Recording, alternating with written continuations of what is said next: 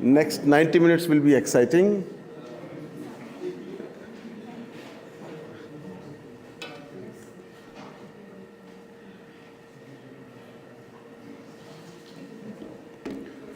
The side event is on localized action, climate action through innovative solution, is being jointly organized by Vasudha Foundation, Gorakhpur Environment Action Group, Aficore India, and Can South Asia.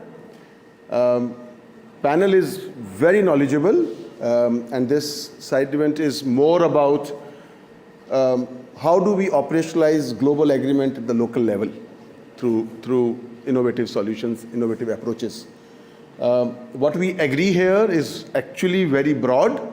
We all know that, primarily because the conditions and circumstances of almost around 200 countries need to be accommodated, but how those decisions are interpreted in the national policies and then later on local policies is something to learn from. And we will hear from an esteemed panel.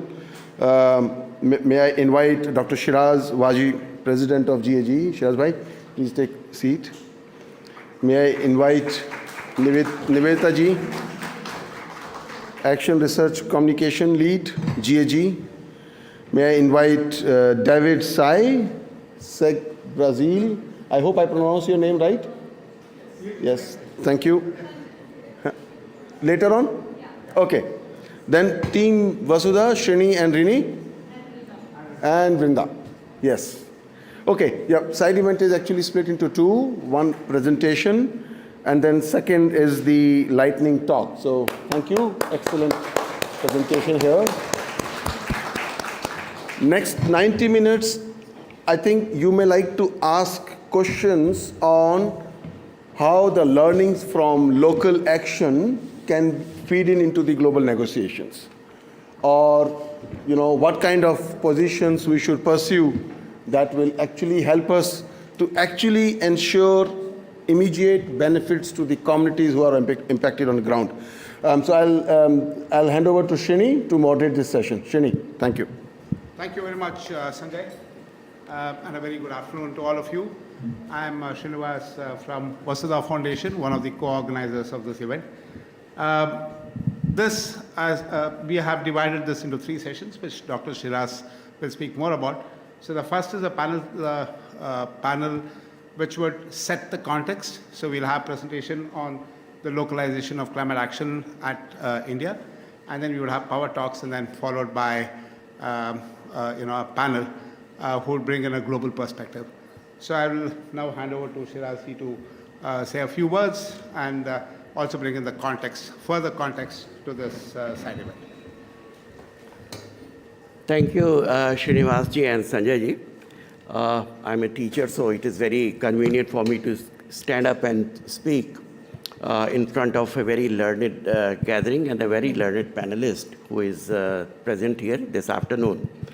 And the co-organizers, actually, all of them are working on the local climate actions they have been promoting for almost more than 20 years on various issues related to local climate actions.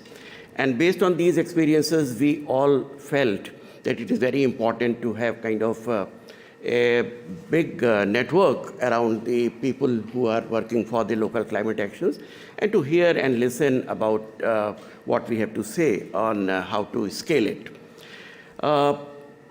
Based on some of the experiences which we have, the collaborating organizations, one of the things which I would like to highlight here is that the disasters, any kind of disasters, especially the hydromet disasters, and whether it is the main disaster or it is the slow onset disasters, they have been largely impacting the communities.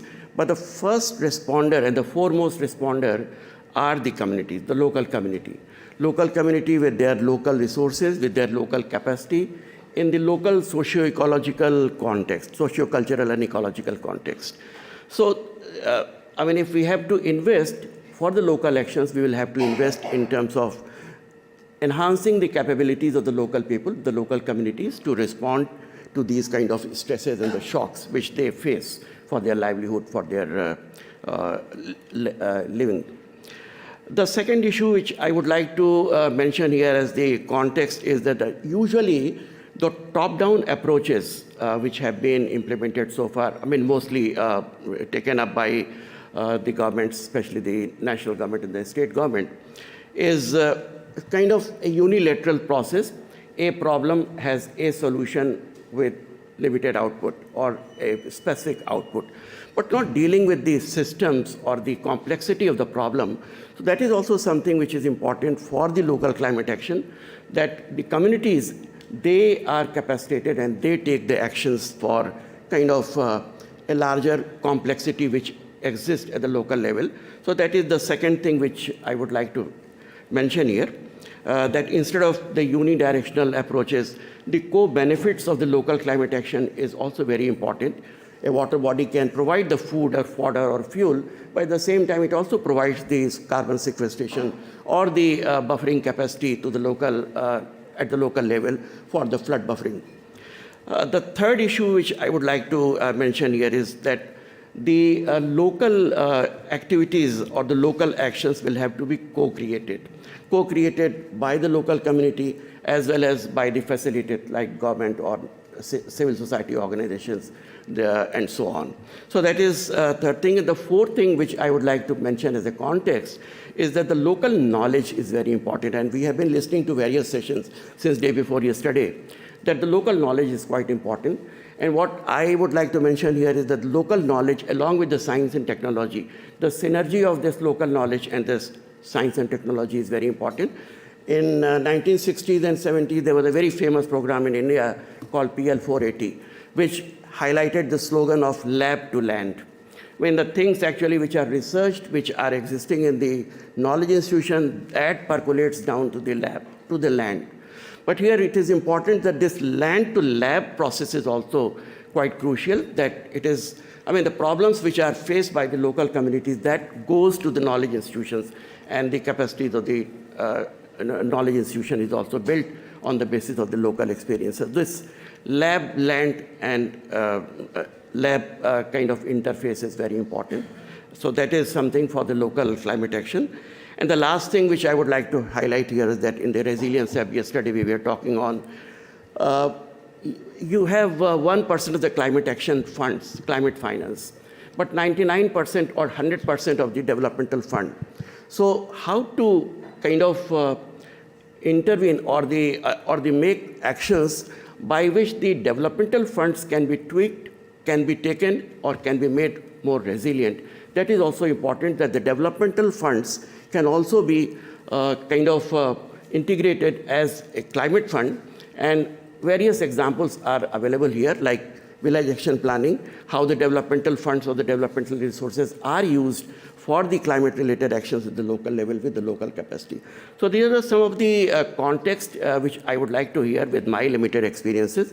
And as Srinivasji has already explained, that we have divided this session first to start with the organizational presentations, the organizations who are present here as a collaborating agencies. The second is on the power talks by some of the very experienced people who have a lot of ground experiences to share their thoughts in 5 minutes each kind of presentation, followed by a very high-level panel discussion in which these points which are raised by the power talks can be taken up for the policy and the advocacy level issues. So with this, I again welcome you all for this session of the local climate action. And in the last, I'll request some of you to kind of, instead of somebody giving a closing remark, I'll ask one-liners from people who are sitting here as the closing remarks. So thank you so much for this, coming to this session. Thank you. Thank you very much, Shirazji. So in terms of design, we will now have the 3 presentations. So the 3 presentations that we have sort of divided into, one is mitigation actions at the local level, or localization of climate action from a mitigation lens. And then that would be presented by Team Vasudha. And then you would have Team GAG and Team EFICOR presenting localization of climate action from an adaptation lens by and large, and looking at adaptation and climate resilience. We would now start off with Team Vasudha, and I'd sort of give a very broad overview of where the program is from a national level and how it sort of boils down to the state, the district, and the village levels. So our starting point primarily was that India's announcement of becoming net zero by 2070 was a starting point which was announced at the sidelines of the Glasgow COP. And then also the updated NDC that India submitted at the same sidelines of the Glasgow COP, where amongst others it talked of, from a mitigation lens, it talked of a 50% share of non-fossil fuel in the power installed capacity by 2030, and also talked of a reduction of emission intensity to GDP by 45% by 2030 to 2005 levels. So that was a sort of a starting point. And beyond that, going beyond the NDC, I think it's pertinent to also point out to other policies that Government of India has come in recent times. One is your 30% electric mobility by 2030, and then a very important campaign which the Government of India has started recently was the Go Electric campaign, which primarily aims in shifting from other energy use, particularly transport, cooking sector, and the industrial sector where other energy like coal and fossil fuel is used, to electrification, and also looking at greening the electricity grids. Now, since while we have a national policy or a national program, so to speak, and a national commitment of net zero, it is pertinent to point out that a number of states have also announced net zero. So far, as of now, about 7 to 8 states have either openly said that they would become net zero either by 2070 or well before the India targets of 2070. There are a lot of states that are already carbon neutral as of now, particularly states in the northeastern part of India, for those who are familiar with the Indian geography. And then there are states that are in various stages of being carbon neutral and have announced carbon neutral by 2040, 2050, and so on. Now, one of the key requisites in developing a robust pathways for net zero at the state level and the national level is access to data. So I would now request my colleague Vrinda to sort of showcase some of the work that we've been doing in making available data and information, particularly at the subnational level, that would help in developing robust pathways. And post that, my colleague Rini, who leads our climate, would sort of actually talk of the kind of work that we've been doing on the ground in localizing climate action by working with communities and developing a climate resilient pathways. Over to you, Vrinda. Thank you. Good evening, everyone. It is an immense pleasure to be presenting before all of you here at the COP28. And since we are here for the global stocktake, what better when data tells its story? So as Srini explained, India is on a pathway to look at low carbon pathways and is looking at net zero by 2070. And all states are geared towards this. So as this initiative, I would like to talk about one of the flagships and one of the best practices that Vasudha was able to successfully deliver with one of the apex think tank, public policy think tank in the country, Niti Aayog, which is called as the India Climate and Energy Dashboard. So why, when we talk about the role of data in achieving net zero goals, what is the role of data? Data forms the backbone of any achieving the net zero target goals. And ICED is one such dashboard that provides granular data, historical and integrated data for all the energy, climate, and as well as economic relevant data sets. And the kind of dashboard that we have tried to create is not a dashboard for one set of audience, but we have tried to create it for a multiple set of stakeholders involving policymakers, think tank groups, where they can look at net zero tracking for India, as well as look at into informed policy discourse for the country. Also, one important aspect here is about the local communities, and since we are talking about local climate action here, CSOs, what is the role of data that it brings in? The power of data comes with providing information and analysis and empowering the local communities to take that action. And ICED is that innovative tool that can enable evidence-based discourse for local climate action. This is because India exhibits a diverse tapestry of different climatic zones. It has different socio-economic divisions, energy needs, as well as resource distributions across the country. And this particular database looks at the data on distribution of resources. So we have mapped the availability of water resources, the availability of forests as in forest area in the country at the district level, and also looking at energy sources. Similarly, we have looked at the socio-economic diversity parameters on per capita income. What is the kind of urban-rural divide that looks at into the country? Then the third aspect, which is a very critical aspect when we look at local climate action, is on the characterization of the sub-national elements, the power plants, the energy consumers, as well as the electric utilities that govern the energy landscape is something that is captured as part of this database. And finally, the important highlights to look at analytics, which can then help in addressing some of the local problems in data and backed by data-driven decisions, as well as mapping some of the varied energy behaviors like the transition to rooftop solar, the transition to EV behavior, and end use in the country. Also, and this particular dashboard can also be looked at as one of the precursors to social and economic impact in various parts of the country. I would just like to take this one small example between Uttar Pradesh, which is a northern state in the country, and Tamil Nadu, which is a southern state. There is a very different sectors that they come from. So Tamil Nadu is a state which has been able to replenish itself as one of the highest RE, which has been able to look at as a pioneer in RD adoption. So it has more than, as we talk today, 50%, more than 50% of the power installed in Tamil Nadu comes from renewable energy. And this has been established over the last 10 decades. And now the state's priorities, the energy transition priorities and the people priorities in those states are way different. They are looking at energy storage options. They are looking at higher grid integration of those RE resources. And finally, the kind of consumers that make up for that particular state is very important when we look at local climate action.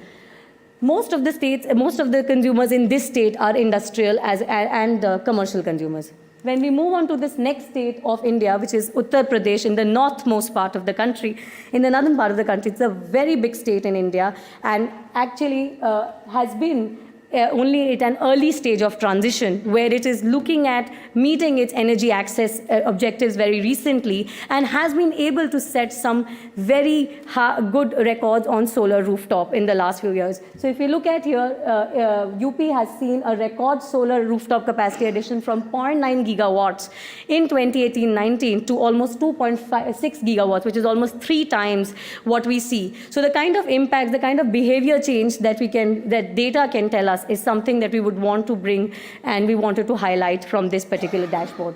But nonetheless, as there is action that is much needed on the ground, my colleague Rini will talk more about on this. So, thank you, Vrinda. And I think we had more slides. Probably if we have some time at the end, we can share about the ICED dashboard. Talking about the localization of climate change at subnational level in India, I would like to begin the talk by something, we were attending, Vasudha team was participating in one of the events today in morning, and one of the questions that came forward was the bottom-up approach or the localization, is it a trickle-down effect or is it like a demand from the states? And the consensus was, though there is a trickle-down effect, but the demand from the states and how communities are feeling climate change has kind of triggered this, and the excellent leadership at various state level has kind of picked up. So what I'd like to talk about, that when the bottom-up approach, which we all know will add up, will help India to achieve its climate goals and the net zero commitments. What we try to do along with our partners is that we are trying to instill community ownership, wherein the community is not only contributing in development of various action plans, but is also owning the action plan at the end of it, and is trying to make their respective geographies climate resilient and climate smart. These action plans or these roadmaps provide them ready to implement, or what we call as shovel-ready projects, solutions to overcome their respective their geography-specific issues, and can be easily implemented. And one of the key aspects of this is that we also provide them how to integrate this with the already available climate finance, whether it's domestic or international, how to kind of leverage on based on various schemes and policies that are existing. The benefits, of course, we all know the geography will become climate smart, climate resilient, but there are so many other added benefits. During this transition, these action plans will also help to generate several green jobs, will help to enhance the livelihood with sustainable and climate-friendly options. And at the end, what we intend to do, or what we are actually also doing, I'll just talk in the next slide, which is the last slide of this presentation, is that these need to be scaled up. So there are real-time showcase models that are being developed. There are frameworks, manuals that are being developed that will help to kind of scale up these things at whatever, village level, district level, and city level. This is just a snapshot of the kind of work that Vasudha is doing at some national level in various states. And instead of going through all, I'll just talk about two. One is the work that we are doing in Uttar Pradesh, and the other is the work that we are doing in Tamil Nadu. In Uttar Pradesh, we are developing climate action plans to make a geography climate smart and climate resilient, starting from the smallest level, which is the village level, rather at the cluster of village level, which is known as Gram Panchayat. We are doing it for 40 villages now, which covers 40 cluster of villages, which covers over 150 villages and more than 2.5 lakh population. We are doing similar kind of works at city and district level, and we are interacting with the community, and with the help of GAG and our other local partners, we are making it as community centric, people centric as possible. In Tamil Nadu, we are doing this in different states, in MP, Madhya Pradesh, Maharashtra, Gujarat, and Tamil Nadu. But what additional that we are doing in Tamil Nadu, we are also helping develop decarbonization pathways for cities, towns, even for industries. So basically, subnational action, I just want to end it here, is not just developing action plans for a city, but also for various other sectors. For example, what we are doing in Tamil Nadu is we are developing action plans for cement industry, textile industry, and for a town called Rajapalayam, where recently their master plan for 2041 has been approved. We are further adding to it is a decarbonization pathway, which will touch upon not just energy decarbonization, but enhancing the sequestration potential, addressing the waste issues, and involving the community in that. I think I'd like to end here, and if there's something that I've missed, the team can take forward. Thank you, Rini. I think may I now request Nivedita to... Yeah, sure. And in the interest of time, immediately after Nivedita's presentation, you can just go ahead. Hi, I am Nivedita and I come from Gorakhpur Environmental Action Group. We are basically an organization who work a lot on climate adaptation, and we work with local communities, mainly with small marginal farmers, women, gender, and other socially excluded groups in the society. I'll take you through some of our work that we have been doing on local climate adaptation at the, working with local communities. We all know that the poor and vulnerable communities, especially the women actually, who are actually secluded most of the times, they are on the front lines of climate change impact, but they are also someone who are very, very innovative when it comes to local climate adaptation. They know those kind of innovations that are very helpful in local climate adaptation. But the problem is that they often lack the right kind of resources, the right kind of access to some of the information, and they don't have those kind of capacities that can help them sort of leverage on their own local innovations and local knowledge to be very effective in climate adaptation. And therefore, we work on locally led adaptation strategies for climate resilience, which have helped the communities in sort of leveraging a lot of potential of the communities to develop and implement local climate actions in our part of India. We generally work in the northern part of our country. I'll be sharing some 4 locally led adaptation interventions that GAG has been working since many years now. The first one is on co-creating technological solutions for local climate actions in flood-affected areas of North India. The area and the region that we come from is basically flood and waterlogged areas, and there are mostly the small and marginal farmers who suffer crop losses on an annual basis. So what we've done is that we identify the problems with the help of communities. We enable them to sort of identify their own needs and priorities and help the communities in synergizing their local knowledge with the scientific know-how and co-create those kind of solutions, those kind of innovations that can help them in flood resilience in these communities. We have also established something which we call as community-led knowledge hubs, which is like a real physical hub at the local village level, wherein farmers come, share their problems, co-create solutions, and then implement it to see results on the ground. And some of the pictures that I can share, for instance, in the flood-affected areas in the cropping system. This is the the right side photo is of a raised nursery. We can see how the waterlogged field is, but the nursery development that takes place, that's on a little higher platform, and that saves from the waterlogged areas. And similarly, we also promote a lot of multi-tier farming systems, which is basically if the ground level gets flooded, the first tier or the second tier crop will still survive and provide some kind of resilience to the farmers. We also do a lot of work on strengthening the community leadership on climate action, wherein we build capacities of local communities, especially women, when we train them on, and make them aware on the impacts of impacts of climate change on their interventions. And we facilitate their building capacities through knowledge institutions, through local resource institutions, be it the universities or the Krishi Vigyan Kendras or any other such technical organization. So a lot of women farmers are at the forefront, leading the whole local climate action agenda on the ground. We also do a lot of work on community-led ecosystem conservation, and we have been working on conserving the natural ecosystems as per the age-old. We all know that the local communities are very deeply connected with the water ecosystems or other sorts of natural ecosystems on the ground. And we have been working on strengthening this age-old relationship between communities and ecosystems so that they can leverage more and more nature-based solutions to climate and disaster resilience. So some of the water bodies and the green areas that we have sort of conserved with the support of HCL Foundation and other organizations working in India. And there also we see that the women leadership is at the forefront. And this is the last intervention that I would like to share is on developing risk-resilient villages.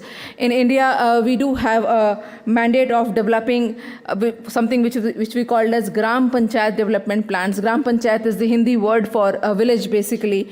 And it's a government of India's mandate to develop these Gram Panchayat development plans on an annual basis. And there we have sort of integrated the climate change adaptation and disaster risk reduction measures in the development plans itself, so that the development plans and the implementation of those plans also become resilient. So there are basically, as per the Government of India's mandate, there are 5 steps on how these village development plans are built. And we have seen the 5 steps are like environment creation, wherein we get the whole village community to understand the impacts of local climate change on their livelihoods, on their lives and livelihoods and other development aspects as well. Then we also do a situational analysis, which is basically the hazard, risk, vulnerability and capacity assessment at the village level to identify what kind of hazards and what kind of risks are there in each of these villages. And then we help them to identify and prioritize what are their local needs on which some actions should be taken. And then there is also the identification of resources and the finances which is required for sort of rolling out the development plans. And then the end part of it is there is a village level action plan which comes up, which is more climate and disaster resilient. So we've worked with state governments in India, like state government of Uttar Pradesh and state government of Bihar, and we have helped them to make these development plans with the integration of climate change and disaster aspects so that the development itself becomes more resilient. So these are some of the local climate actions that GAG has been working on since the last few years. And I will stop here because I know the time is short, and I'll be happy to answer any questions that you might have. Thank you.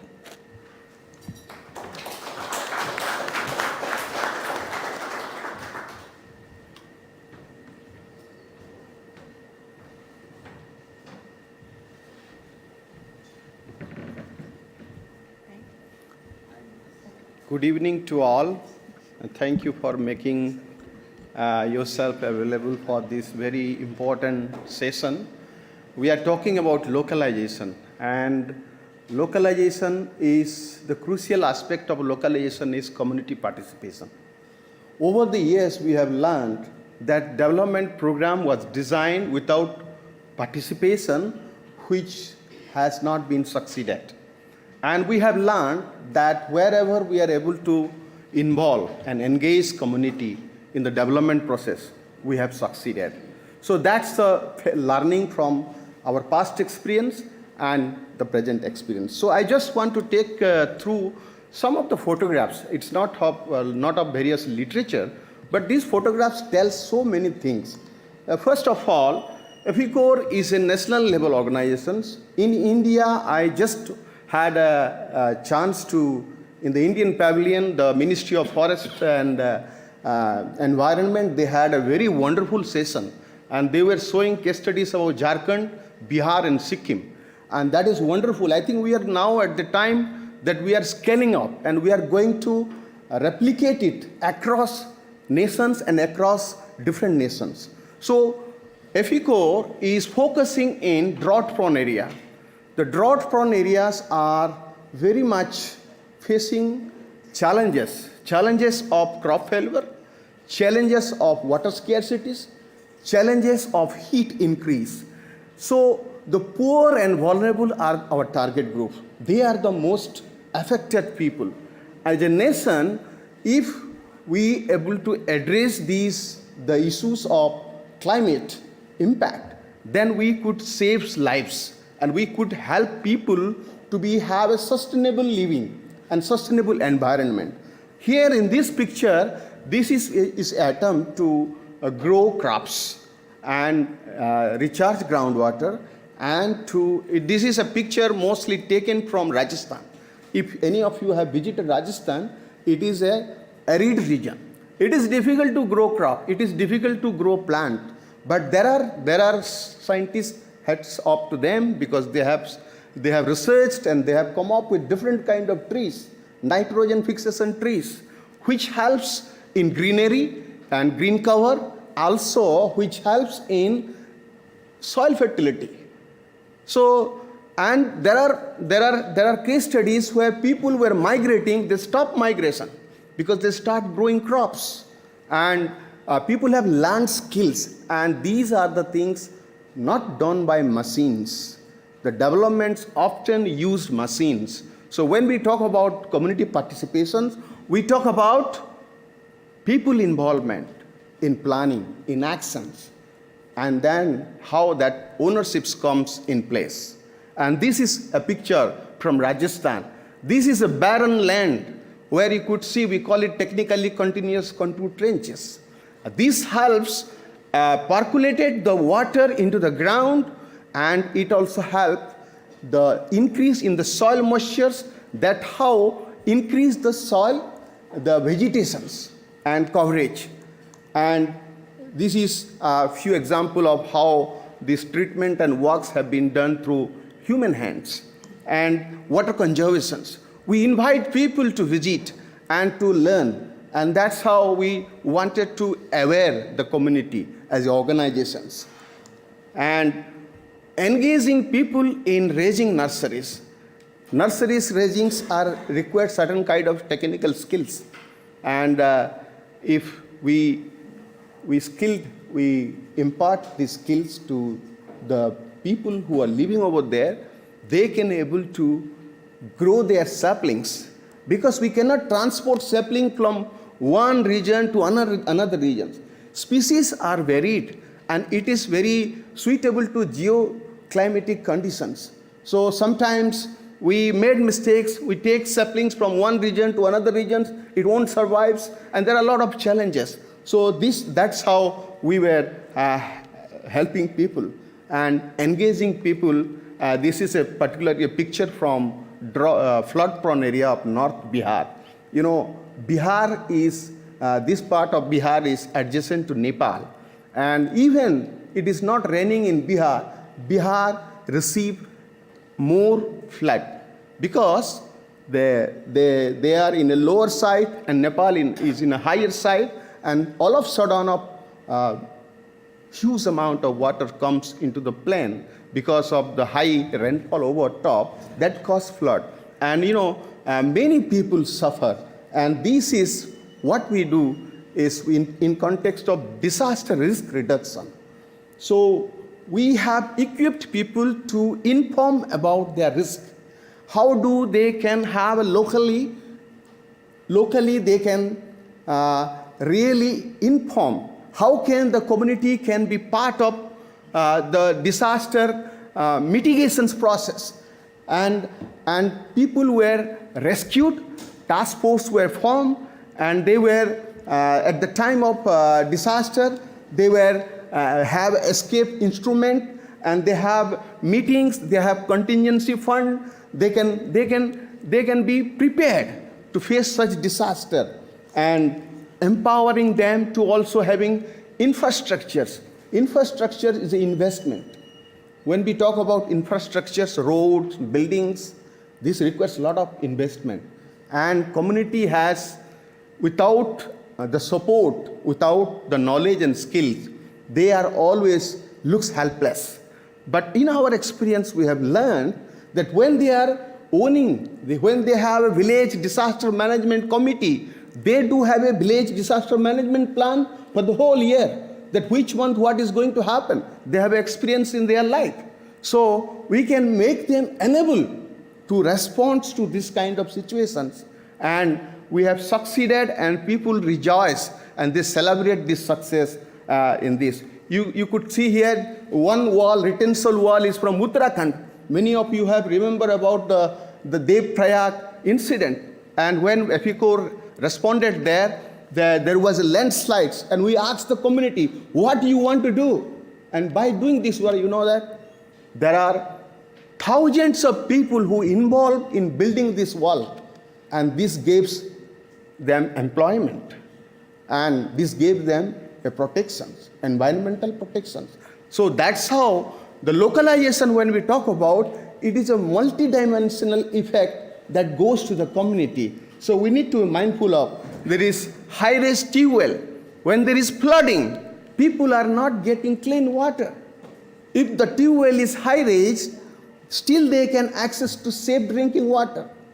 If there is a flood center is a huge investment. They cannot do. So what the community can do? They can at least go in plan in their local government, what others, our members have shared about. The local government is Gram Panchayat. They have huge resources. But unfortunately, sometimes the Gram Panchayat are unable to plan it properly. They have resources. And that's how we can build flood sensor and such kind of things. We are also just started promoting renewable energies like street light, solar light. And at the end, I would just want to focus on our networks and our partnership with Kansa. We have already done 5 district climate resilience plan. And you know, this district climate resilience plan is involving community, involving local authorities, involving various departments in the planning. We do have, after planning, we do come out with publications. That is called, I have a small book. I can show it later if anybody is interested. And we just come out with a small booklet in the local language as well as in the English, and we disseminate it in the district level. We invite the government officials, and you know what happened? When we disseminate, suddenly they ignite. They understand that they have a role to play, because we can talk about big things at the national level and at the state level. But what is happening at the ground level? That's how the local community, their knowledge, and the experts, organizations, and different networks, they come together and then disseminate it, and that's how we make a realizations and sensitizations. I stop here. I think I have done from my end. I will be happy to respond to any questions you have. So, thank you. Thank you very much. We bring this brings us to an end to the first session. I now would like to request Sanjay to moderate the second session, which is the lightning talk session. Sanjay, over to you.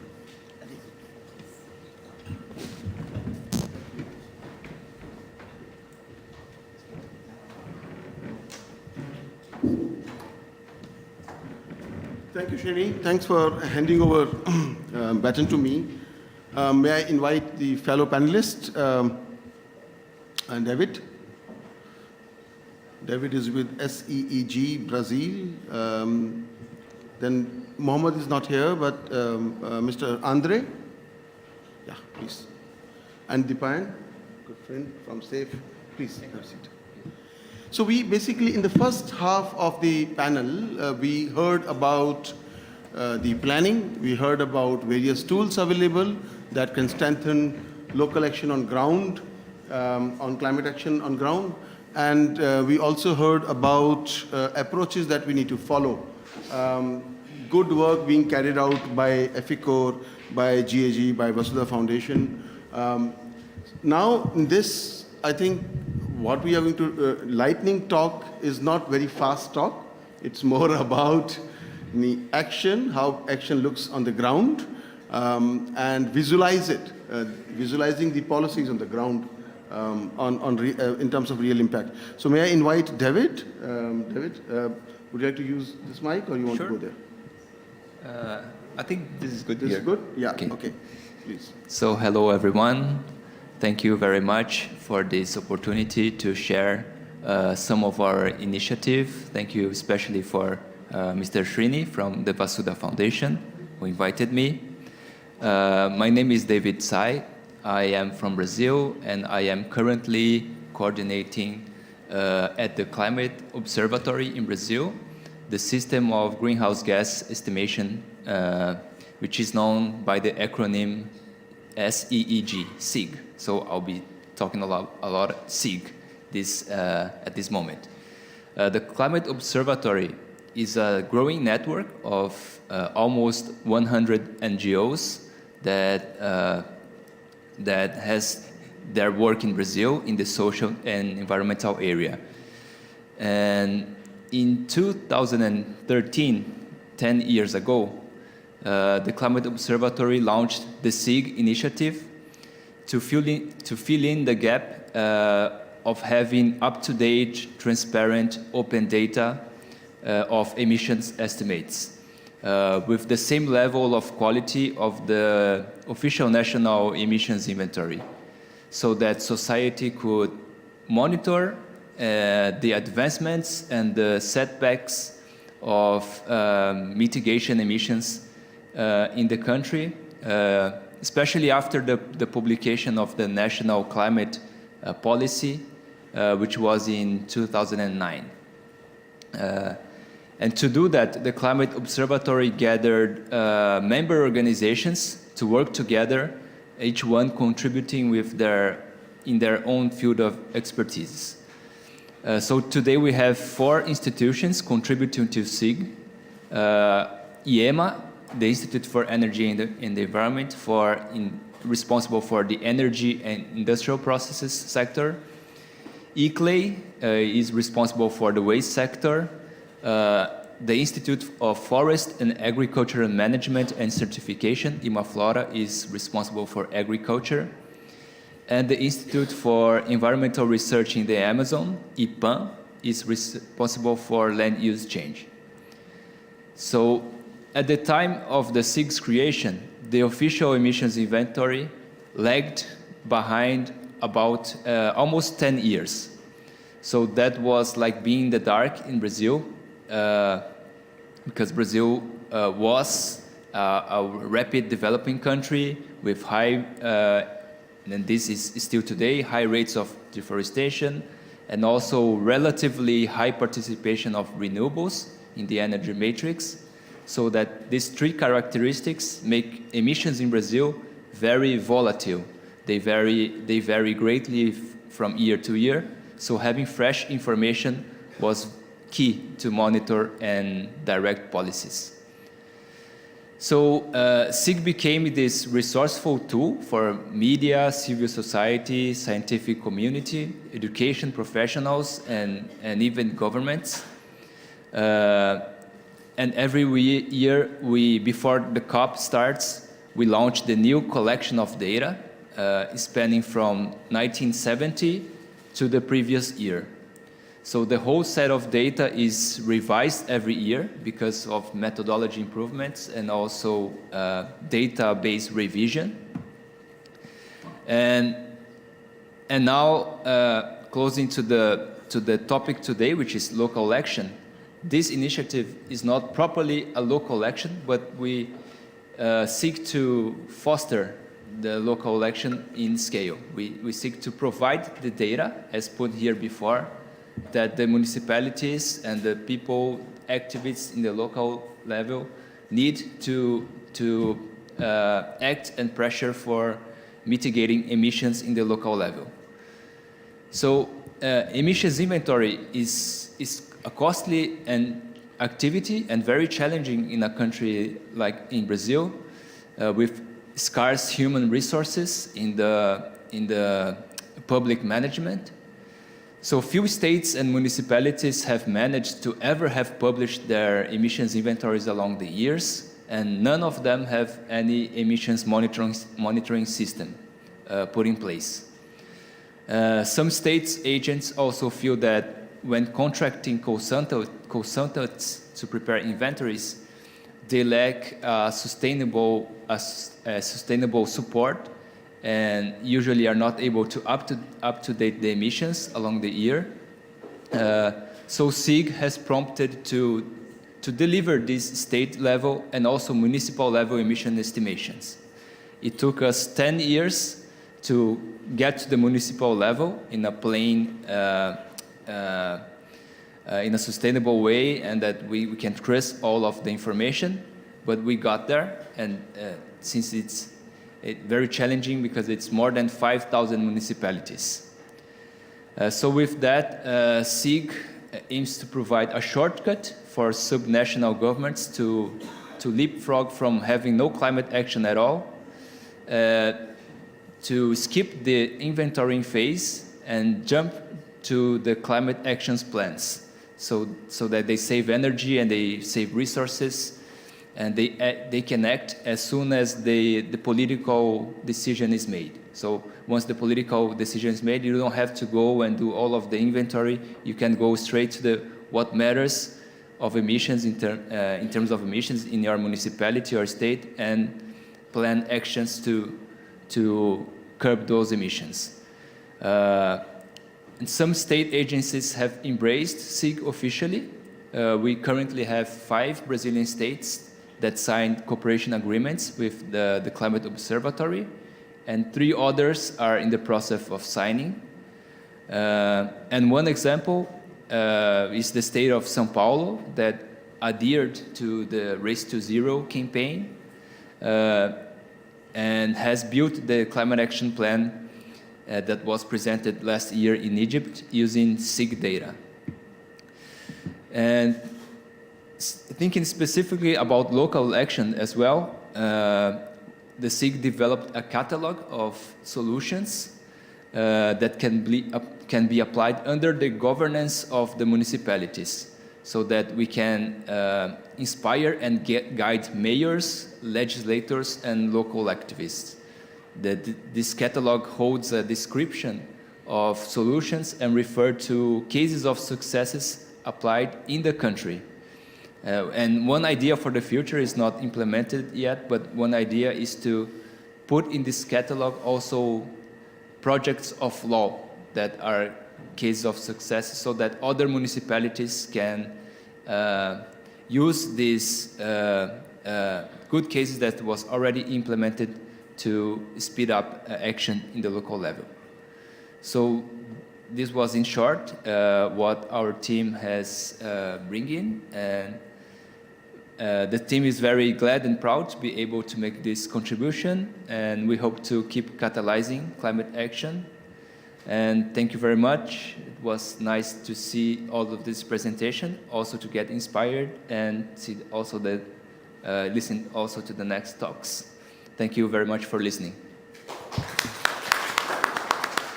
Thank you, David. May I also invite now Andre from Centro Sabia, Brazil. Thank you. On grey water reuse system. Andre. Thank you very much. It's a privilege for me to be here, and particularly sharing the floor with Indian friends, colleagues.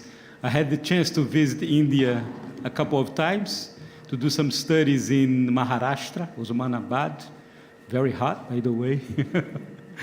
And I have to start my presentation begging for your comprehension, because yesterday I knew that I had to replace Carlos Magno. The one that was supposed to be here was Carlos Magno. And the thing is that I'm not from the region where Carlos Magno has been working. I did some work there. I'm originally from Rio de Janeiro, but I've been working in southern Brazil with smallholders.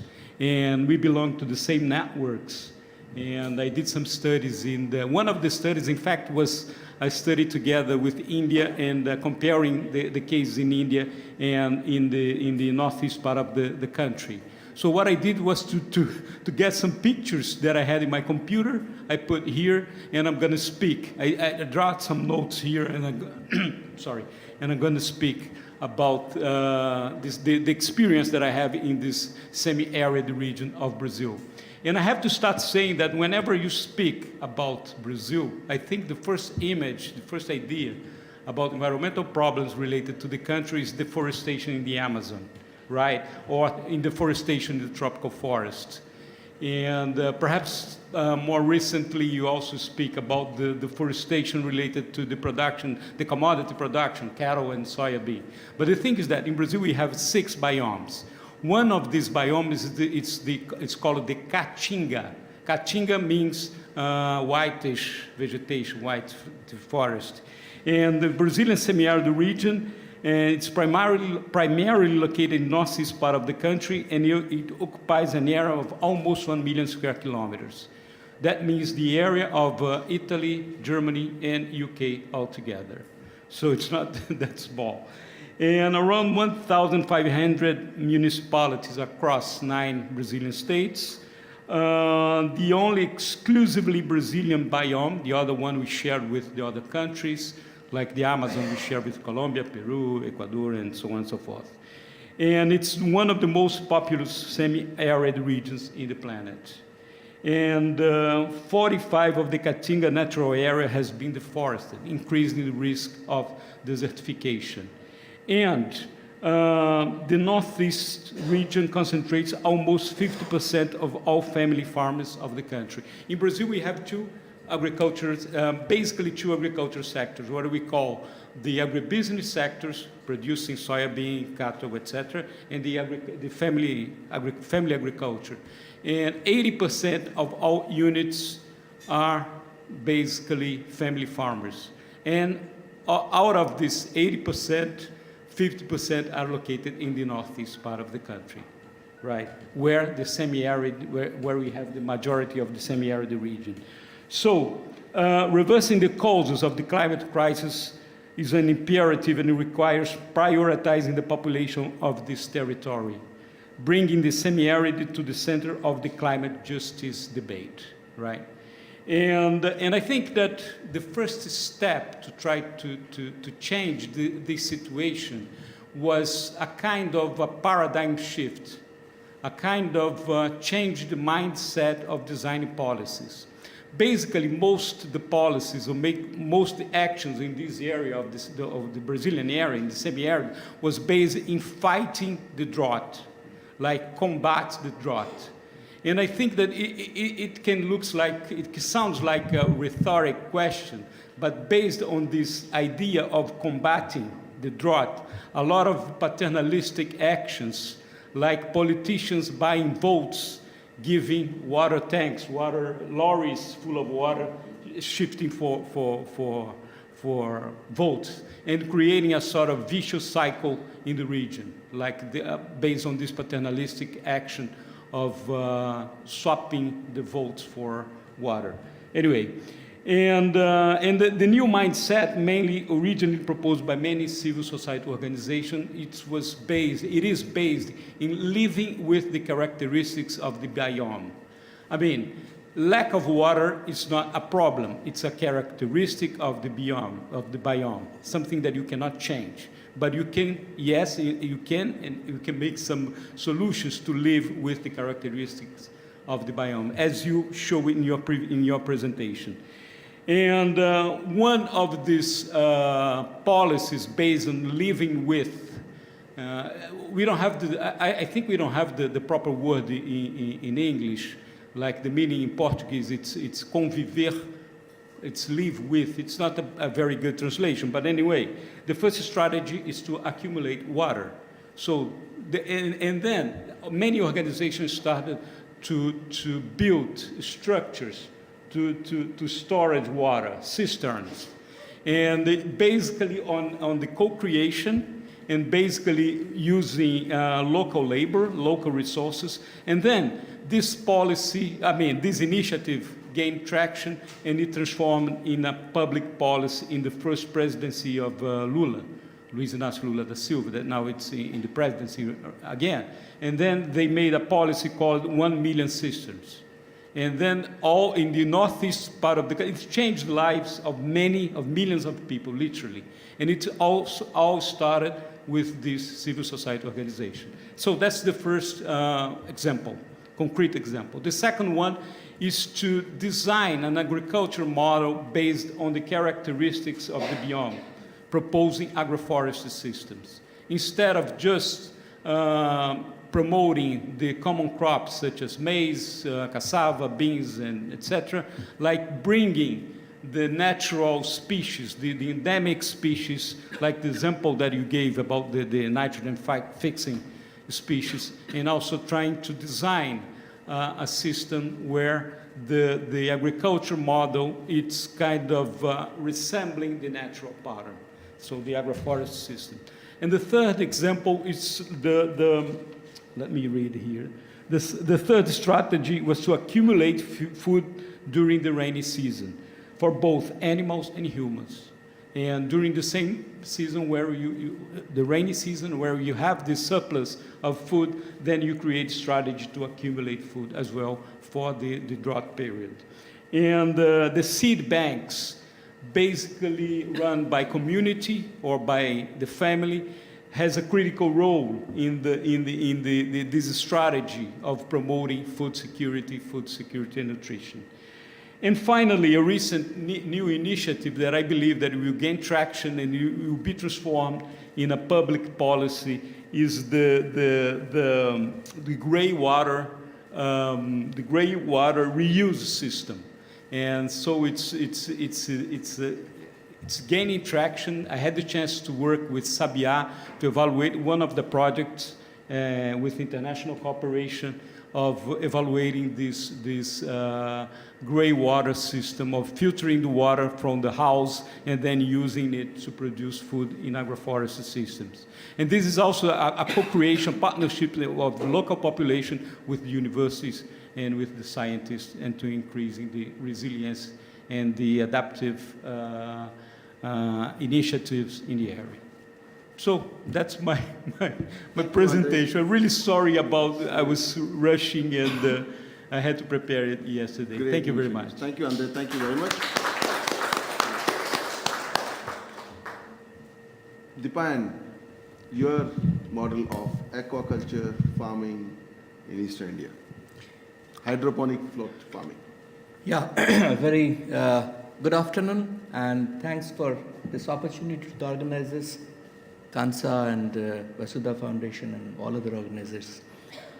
A power talk without a PowerPoint seems like challenging, facing climate challenges without money. And when we do that, we organize COP and talk about beautiful stories, good stories. So one is such with my organization, South Asian Forum for Environment. We are basically a CSO, civil society organization, eco-regionally working in South Asia, part of Southeast Asia also. And we try to do, good things with the communities. What we say is scaling it up as the locally led adaptations to the climate frontiers. So one such story I would just share with you. It's 2015, and I was traveling in Satkhira areas. I think you know that much better. So that's a flood-prone area in the southern part of Bangladesh, and people were not that bad because they had the supply of vegetable and some food, some products, even in that flood, say, inundated areas. So what they were doing is they were using the debris collected by the flood, and over that they were putting up some layer of soil and cultivating things. So it was a huge mass, and that's a traditional practice. I thought it's very much climate resilient, but not being able to abate the emissions, that is very important when you design something like a climate resilient technology. So they were using it just to create land over water. 2017, we got an invitation from NABARD, National Bank for Agriculture and Rural Development in India, that in Assam, there is a river island called Majuli, which is the largest river island in the world. It is almost around 687 square kilometers, sandwiched by two rivers, Brahmaputra and Subansiri. 6 to 7 months of that island remains inundated with the flood waters. So they said, can you do something? We thought, if we can bring that locally led adaptations to this area. And what we did is created small rafts of bamboo. Over that, we put a hydroponic system, just using a hydrofoam that will suck up water. And over that, we created a thin layer, 4 inches of thickness, layer of soil for cultivating something. We said, now here is the land above water. So what do you want to cultivate?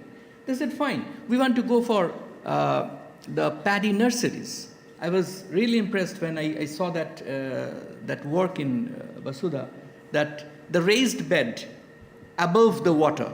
So the same thing they used, and where they purchased the paddy seedlings with a huge lot of money, they got it out of the flood waters. So it clicked. But that particular Majuli island had 9 communities, indigenous communities, who entirely depend on the local medicinal plants for their, home troubles, especially with the kids. And during the flood, during inundation, they are totally cut off from the mainstream, civilization, I would say. And in that ostracized scenario, they wanted to grow the medicinal plants on those trees. So gradually it was growing up, and more than 500 farmers were engaged in that float farming. So now we thought that let us link it to the bank, let us come up with a financial model. So they rushed to the bank and they said, this is coming up very good, so give us some loans. The bank was very much interested to do that, but unfortunately this float farming doesn't come up in the drop-down menu when they were logging in for the credit linkages. So they said, we can fund for potatoes, we can fund for wheat, but sorry, float farm doesn't come in the drop-down menu. So we created a cooperative. GIZ came up to our help. We created a seed fund, and the cooperative started rolling it out. It flourished. We scaled it up in parts of Bihar, India-Nepal border areas, where Koshi floodplain is a massive, devastated area by the floodwaters of Koshi. And then finally, we came to the Sundarbans. A new challenge came up with us that here, the water is saline. And how to cope up with this saline water, even if you make a float? So we said, fine, we introduced solar irrigation and solar desalination plants. And these float farms are now almost making townships in Sundarbans. We have a stall, number 20, for exhibit. If you want to really see the float farms, there's a model there. And we developed it in a cyclic way, that we use the agricultural waste to create a slime soil. We used biofertilizers. We used micro-irrigations. So naturally, we got the leverage of no tillage. Naturally, we got the leverage of conserving the habitat that is a wonderful mangrove habitat. This waste recycling, renewable energy, so it became a carbon leverage for this.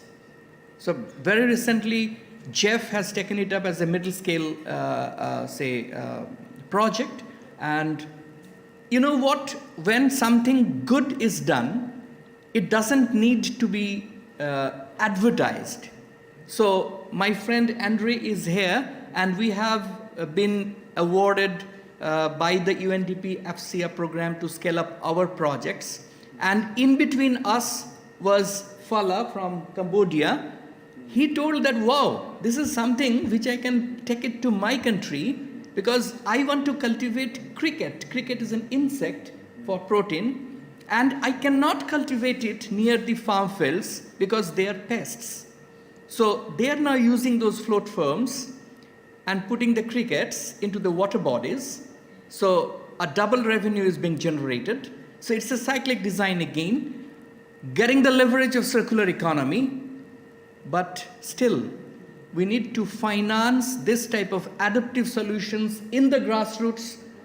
And for that, I'd like to invite you all. Tomorrow we have a brilliant session in SDG Pavilion from 10 to 10:30, where we have got the Adaptation Fund people, the UNDP, the ASSOCHAM, Association of Chamber of Commerce from India, and if all of you were invited. We need to finance this, because if the farmers, if the locally led adaptations are stuck at the doorsteps of the financial institutions just because of the fact that these are out of bound for them, we are not going to make it 1.5 degrees Celsius.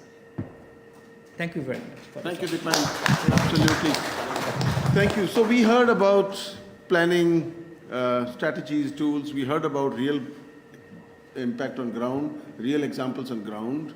I would like to hear more about how these ongoing negotiations around us can replicate it and scale it to the next level. So may I invite Srini to invite the panel. Srini, please come.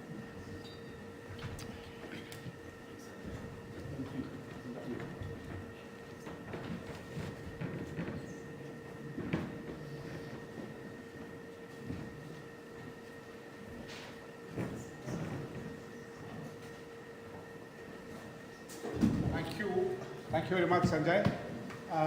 We now have a panel which would sort of bring in one as a global picture, perspective, and also perspective on how the funding community or the philanthropy community sort of looks at how localization of climate action can be scaled up, not just in India, but across the globe. I would like to invite Dr. Shehnaz Musa, who is the director of the South-South North, and also Soumya, who is with the Children, Soumya Malhotra, who is with the Children Investment Fund Foundation, a program coordinator of the Children Investment Fund Foundation.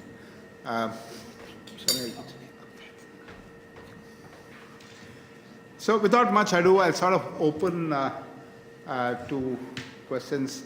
I would first like to turn to you, Dr. Musa.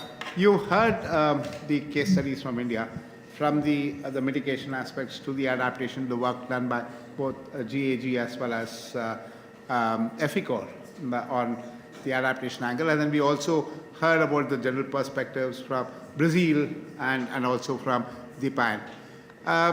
From a South-South-North perspective, there were two things that we would like to hear from you, get your insights and perspective. One is, how can we leverage financing or climate financing for scaling up local action, not just in India, but in a lot of developing economies?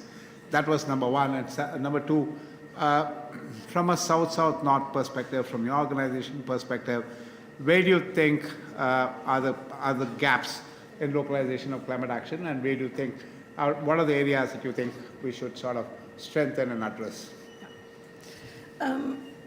I don't need to do anything. Yeah, that's brilliant. Thank you. And yeah, it's an honor for me to be on the panel, and I'd like to thank Dr. Waji for inviting me. Listening to the two panels and the different presentations spanning from mitigation to adaptation, all with the intention of building resilience, I was very much struck by how much co-creation happens, how much trust there is in that the local communities know exactly what they need, and they know how to respond as well, and they've got agency. And what I keep hearing on the donor side is that where are these projects we can fund? And I think there's this big gap between the language the donors use and the funders and what's happening on the ground, where communities do have agency, where they are responding. And for me, what I'm becoming clearer about is that the donors need to start speaking in the language of what's happening. And they often come from a position of institutional mistrust. And I think in our work, that's a very northern way of operating, where you basically mistrust everybody. And so you start off from a point of mistrust until everybody builds trust. And so to mitigate the mistrust, there's more and more systems and processes put into place that in the end nobody can understand, nobody can use, and so access is limited, very limited. But actions are happening, as is clear here, and brilliant actions are happening. And I feel that by the time we're getting to COP and we all talking about this wonderful work, it's not informing any of the negotiations, because everybody's positions they've got their positions already. So one of the co-chairs of the Loss and Damage Transitional Fund works at South North. And when they had their last meeting where the fund, everybody was now happy, this is what they had, I said, was this the intention? Did the developing world get what they wanted? And he said no. He said, Shanaz, no. We got as far as we could to get some agreement, but this is very far from what is needed. And I think often these just result in bigger and bigger gaps between what's happening on the ground and the conversations that happen. And I just came back also from a philanthropy discussion at the Resilience Hub. And there again, the language is around, when the philanthropists talk, it's like, what can we fund? We've got the money, what can we fund? Whereas the conversation should be, what's happening that needs funding? And I think until that shift happened, it's not going to be easy. And I think it's for us to stay hopeful and to push these conversations. And I'm very excited to see somebody from SIF here, which in itself is a big thing. It's not often that the philanthropies will come to a side event at the same table. And often the communities that the philanthropies engage in are the North. So getting into those spaces, it's hard, it's tiring, but I think we need to do it. And by COP, all the messages should be there already. So I think it's about following what processes are happening, engaging where we can to take those messages to COP. And so for me, I think there's no magic bullet, but there's all these exciting stories that need to be told, and we need to work together. It's not a competition. It's not we all need to work together to get those stories and those messages into the next negotiations before it's too late. And so that's the message I want to leave us with, that we need to work together in collaboration and in partnership. Else we're never going to be able to solve the climate crisis. Thank you. And I just want to take up on one of the points that you said, that what is happening on the ground and what's being negotiated here. Yeah. What's happening on the ground does not necessarily talk or inform the negotiation. So there's a huge gap there. And you sort of came up with some prescription on how you could do it. But if there were three things that we as a group could do to make that difference, what would be those three things? Yeah. I think it's to work together. Number one, in collaboration. Number two is to get the stories from these communities to, for example, the bond intercessionals. Because there, the negotiators are still very open to engaging with externals, whereas here they're all stuck in those rooms. So almost to target things like the bond intercessionals, to take those stories there, to start impacting the negotiations. The third one, I don't know. I don't have a third one. I think those two should take us a long way. Yeah. Thank you so much. I will now turn to you, Soumya. You've been supporting a lot of our groups on the localization of climate action in India, and you did say that you also have a lot of programs in other countries as well on a similar kind of a work. It would be good for all of us to understand the kind of work that you are doing or CIF is doing to scale up climate action. And you also heard what Dr. Shehnaz talked about, that there are a lot that's happening on the ground. The stories need to be told. Can you give us some examples of the kind of work that CIF is doing, where those stories can actually be brought out in these large forums and negotiation forums? Okay, thank you, Srini, for having me over here, and thank you to the Vasudha team and the GAG team for having CIF to represent in the session as well. And I'd firstly like to thank Dr. Shehnaz also for really bringing it out that there isn't enough voice from the local level, from sub-national level being heard in the larger forums. And I think that's what is CIF's strategy of working as well. So like Srini mentioned, that we have our global program cutting across a lot of countries, a lot of regions. But one thing we realized is all these regions are very different, very geographically different, socioeconomically different, and their climate impacts being felt and the climate mitigation strategies that are being developed for these regions are very different. So action in all these regions needs to be locally owned. And that's why in India also we have very locally owned climate action. What is working for us in the global level will not work for us in India. And that is why we work very closely with the local communities, with the sub-national governments, with the national governments, with local partners who know what this country needs and what are the best opportunities to work over here. And I think that's where we've really, at our organizational governance level, is where we've really started this localization idea. As Srini mentioned, we do work across a lot of regions and a lot of countries, and I'll really take up the example of what we're doing in India. So in India, we have very strong NDC target of 2070. We have very strong 2030 NDC targets as well. We have very strong policies, plans, guidelines, and everything at the national level. But how do we really see that it becomes actionable and implementation happens? And that's where the subnational action really comes to play, and that's where subnational support and work at the subnational level really starts. And again, I think somebody mentioned over here, subnational doesn't only mean states, but also cities, districts, gram panchayats, like Vasudha is also doing. So our strategy working in India also has been to not only make sure that the plans and policies at the national level see the light of day, but also they become actionable at the subnational level. And again, the context, locally context specificity comes in over here, because India is also very geographically diverse. Every state has are on different development trajectories.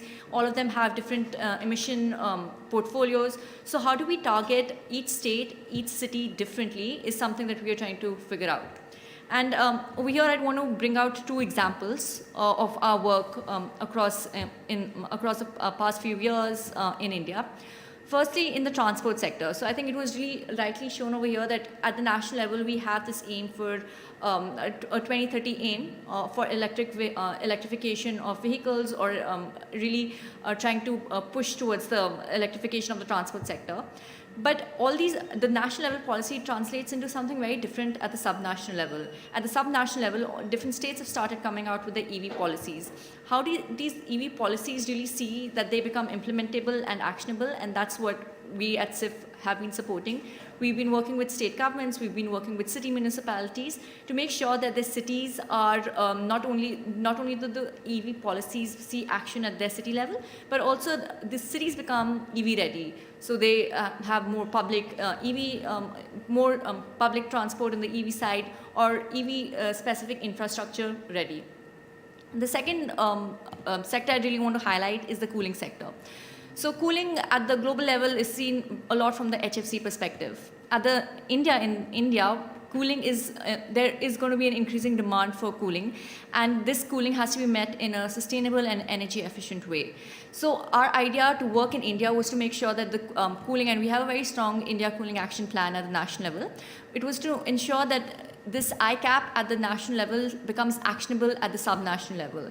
And that's why we started looking at working with governments, with lots of different governments at the state level, at the district level, to how to integrate cooling more into their action plans. So broadly, our aim has been to make sure that our action is local, is locally driven, is driven by what the state governments require, by what the city governments require. And this really feeds in from that bottom-up approach of making sure climate action becomes, climate action leads to comes out at greater scale at the national level. Yeah. Thanks. Soumya, one more question. You, as part of CIF, are also talking to other funding agencies, donors, and philanthropy communities. Do you see a lot of appetite from the other philanthropies also to sort of support localization of climate action across? And how do you see that panning out in the next few months, years, the foreseeable future, actually?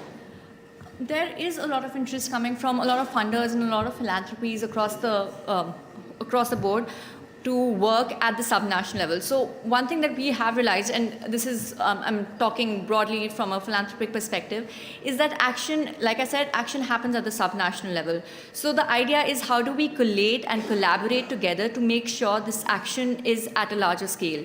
If we work in very dispersed ways in silos, then they are very small pilots, we'll see success. But how do we make sure these pilots become actionable is through subnational action. And that's where we've seen a lot of philanthropies are coming together. We're coming together at the state level. We're looking at what are the priority sectors of the state governments, and we are trying to ensure that the different philanthropies can really fill in these gaps by collaborating together. We also want to make sure there isn't a duplication of the work that the different philanthropies are funding. So we do try to make sure that we are on the same table to make sure that work is replicated rather than duplicated. I think it's a slow process which also comes in from what the increasing demand from the subnational government. So to meet that demand is where philanthropies will really come in. So I think it's a both-way street where philanthropies will want to fund areas which have that demand coming in. So I'm hoping that it doesn't take a few years but a few months for more philanthropies to come together and work together at the subnational level. Thank you so much, Soumya. I suppose this is one of the very few panels that we do have time in our hands. So any quick final 1 minute thought, Yes. both of you. I've actually got a question for Soumya, because you talk about subnational and you keep referring to government. So where do the philanthropies sit in relation to funding direct community action? And not via, so maybe via women's groups, etc. Like, what's your strategy around that? No, I completely agree, and thank you for this question. I think it's a phase-wise process where first we look at coming as outside philanthropies, we really need to understand what the needs of the community are. A whole state, they're very large states with a lot of communities. We need to understand. It's all about trickling. I know we were talking about trickle down doesn't really work, but I think it is about trickling down. We've started trickling down from the national level to the subnational level, and it's about then going forward to the community level. And I think that's one place where we can say with Vasudha, where we're looking at gram panchayats. That's where we're reaching down to the community level. But it does come together. We do collate it together at the subnational level. So I think the fact that I keep mentioning state governments, subnational level, it comes from the idea of the work that we're even doing with the communities, with different sectors at the community level. It gets collated at the subnational level because at the end of the day, we have to look at the economy-wide emissions of the state, which will really feed into the economy-wide emissions of the country. So I think it's working in a both top-down approach and a bottom-up approach where we want to try to collate everything at least at the subnational level. And of course, and that will also allow us to understand which communities need what kind of support. We cannot work with industries the same way we're working with the electricity sector. So I think it's about collating it from both ways. Thank you. Okay, thank you very much. We will now bring this panel to a close, and I would now invite Dr. Shiraz to sort of take the final session. But I just want to inform that, and it's a little bit of a segue from what Dr. Shehnaz talked of. We have come up with this report which looks at the G20 action, and it's called the Climate Action and Accountability. We have limited copies of that, but we have the links of it on the website. It sort of looks at how the G20 has performed as far as climate is concerned, and including India. So with that, over to you, Srinivasji. So thank you so much, Srinivasji, and the two excellent panelists who are present here. We had very good kind of discussions on the organizational presentation, followed by the lightning talk, the lightning but enlightening talks also. And it was very helpful for us to understand the kind of data-based advocacy or how to meet the challenges at the local level and the adaptation mechanisms which are followed and so on. Some of the points actually which we heard was like resources becomes a problem. For the pilots, this is fine, but when it is mainstreaming the resources, when it is mainstreaming the actions, then the resources become a constraint, and that is a problem. So formalizing the actions and the mainstreaming, then the resources become a challenge. The second point actually which I could heard was that the good work, at the same time, the good work actually, there is kind of horizontal flow of information and learning that is existing, and in various parts of country, various parts of the world, we have seen that. One of the issue actually which is highlighted by both the panelists is the gap between the donors and the community actions, the language and the gaps between the governments and the donors and the local community. And in that way, it is not only the volume of the resources, but it is also the kind of resources or the what is actually needed is something which is important. So that will have to be thought of. The local actions, the last panelist was also highlighting, is that the local actions are also depending on the local governance mechanisms, and the diversity of the governance mechanism, that becomes a challenge many times, that the states or the country or even within the state, subnational level, that becomes a challenge. But before I conclude... Good evening. Apologies for interruption. Please, if an organizers mind that we have 4 minutes left in the session. Just 4 or 5 minutes, but it will be bad actually if we do not hear you. So instead of closing remarks, I'll request your inputs that what is the one-liner or two-liners, what is the closing remarks by you, anything, any comment or anything which will be very helpful for us to learn and to get enriched. So we have the mics, and if you have any questions or any remarks, please, the time is short, but it will be incomplete if we do not listen to... Yeah, please. I think I'm audible and this group is very small. Just two observations I'd like to definitely share over here. What we are talking about, decarbonizing the travel sector, I think equally important is decarbonizing the supply chains, especially the cold chains. And that, if you can bring it down to the level of the communities, when we say subnational, I think will be a great impact on the climate, number one. And number two is, as we are talking about innovative financing, there has to be a global partnership on this and a global rule. There is a tremendous discrepancy and discriminations rather. So this financing system needs to be addressed at every potential platform. Thank you very much for giving this opportunity. Thank you. Any point, Dr. Menon? Yes, please. Thank you.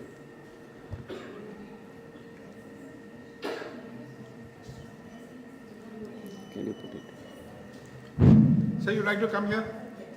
Sorry? So why You don't can you come join here us? also, Dr. Menon. Please.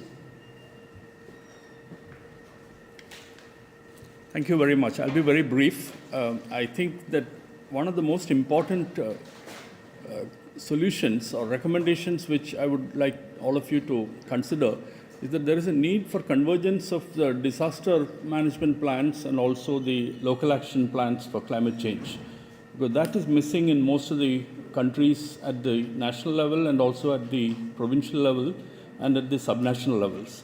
So I think that is very important. And I think we also have this opportunity for looking at the G20 leadership by the Global South, from Indonesia to India to Brazil to South Africa. And with also the Organization of the African Union also now being invited to join, the population covered by the G20 has actually become very substantive. And so which means it is most of the humanity where the global south can really influence these issues of locally led adaptation and also convergence of disaster management and also climate action plans at the local level. So there was an effort done by the Kerala government in India to really look at downscaled climate action models at the subnational level, which could actually look at this convergence. And I think that is something which you may like to consider. And one small point about the need to really look at the skill sets and toolkits for nature-based solutions, which have to be really done at the local level with local partners. I think that will be very helpful. Thank you very much. Thank you very much. Thank you, Professor Venan. Any other point? Yeah, please. Yeah. You can speak louder. I mean, that we can hear. Yeah. Yeah, please. On the corner. Oh, okay. To save time. Yeah. While we have a lot of experience, what you're seeing is constant collaboration between implementing agencies. If you have some experiences, where the collaboration with non-profits have worked and what advice you have. All right. I could just at a point, I'm just very inspired. So I'm a scientist based in Sweden. And in 2020, I published a paper where we found out that there is a climate action sweet spot. And the sweet spot is communities comprising 10,000 people. So back then, we haven't really looked for these evidences, but I'm just hats off to you who are doing the work on the ground. So there is indeed a climate action sweet spot. And the other thing that struck me, I have heard the word the scaling up every time. And I would argue here, actually, things don't need to be scaled up. They have to be scaled out. Communities, what's happening in the communities that doesn't need to go to the national level or international level. Communities can learn from each other, and you can have this rippling effect, if you like, to scale out. So that's just my reflection. Thank you. Thank you. Very brief. Any other point? If there are any pressing point, one-liner or two-liner. Thank you so much for, thank you Shahnaz, thank you Soumya ji, and thank you all for a very enriching discussion. Thank you.